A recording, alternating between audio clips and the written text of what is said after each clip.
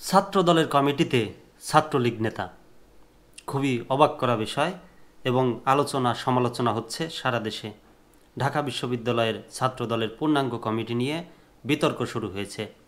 242 সদস্যের এই কমিটিতে জায়গা পেয়েছেন নিষিদ্ধ সংগঠন ছাত্রলীগের একাধিক নেতা এবং বিএনপি চেয়ারপারসন খালেদা জিয়াকে নিয়ে বিদ্রূপকারী এক নারী শিক্ষার্থী।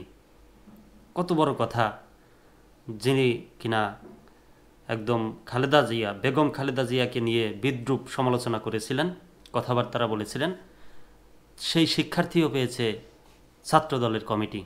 বিএনপির এই অঙ্গ সংগঠনটির শীর্ষস্থানীয় নেতাদের বিরুদ্ধে অভিযোগ ত্যাগী কর্মীদের অবমূল্যায়ন করা হয়েছে, নতুনদের নিয়ে পকেট কমিটি করা হয়েছে।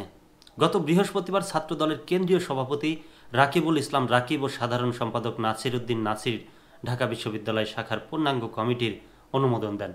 এই কমিটিতে সহ সাংগঠনিক সম্পাদকের দায়িত্ব পেয়েছেন নিষিদ্ধ সংগঠন ছাত্রলীগের মাহাদি ইসলাম নিয়ন। তিনি শহীদুল্লাহ হল ছাত্রলীগের একজন সক্রিয় কর্মী এবং হল ছাত্রলীগের সভাপতি জাহিদুল ইসলাম জাহিদের অনুসারী। ইতিমধ্যে সামাজিক যোগাযোগ মাধ্যমে তার ছাত্রলীগের কর্মসূচিতে অংশ নেওয়ার বিভিন্ন ছবি প্রকাশিত হয়েছে। তো গোপন থাকার কিছু নাই।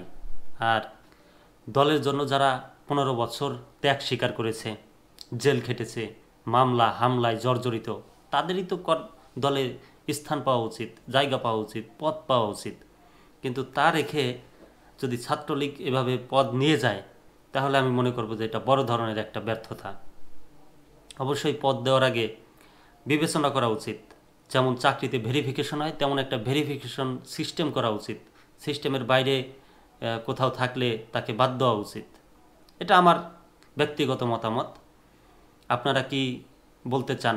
অবশ্যই কেউ চাইবেন না যে উড়ে এসে কেউ জুড়ে বসুক বা হঠাৎ করেই কেউ পদ নিয়ে যাক। এছাড়া বিজয় 71 হল ছাত্রলীগের উপমুক্তিযোদ্ধা ও গবেষণা বিষয়ক সম্পাদক মোহাম্মদ বজলুর রহমান বিজয় পেয়েছেন যুগ্ম সাধারণ সম্পাদকের পদ।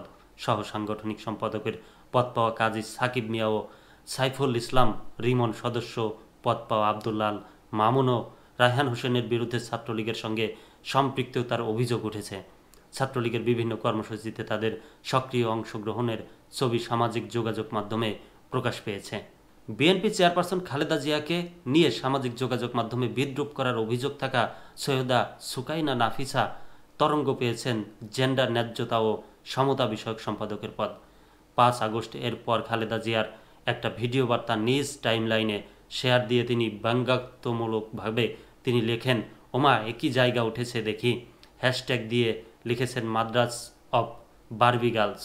এটিকে খালেদা জিয়াকে নিয়ে কটূক্তি হিসেবে দেখেছেন ছাত্রদলের নেতাকর্মীরা। তারা বলছেন 242 সদস্যের কমিটির অনেকেই অপরিচিত, যাদের কখনোই আন্দোলন সংগ্রামে দেখা যায়নি।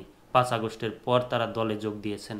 নিজেদের অবস্থান পোক্ত করতেই অচেনা অজানাদের নিয়ে কমিটি করেছেন কেন্দ্রীয় ও ঢাকা বিশ্ববিদ্যালয় ছাত্রদলের শীর্ষ নেতারা। ছাত্রলীগের নেতাকর্মীদের পুনর্বাসন করা হচ্ছে, যা কোনোভাবেই মানা যায় না।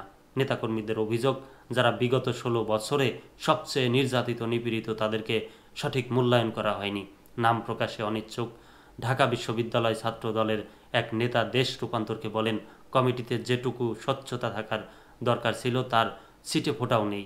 এমন অন্তত 100 জন পদ পেয়েছেন যাদের বিগত সময়ে কোনো কর্মসূচিতে দেখা যায়নি। এত অপরিচিতদের নিয়ে কমিটি গঠন কেন?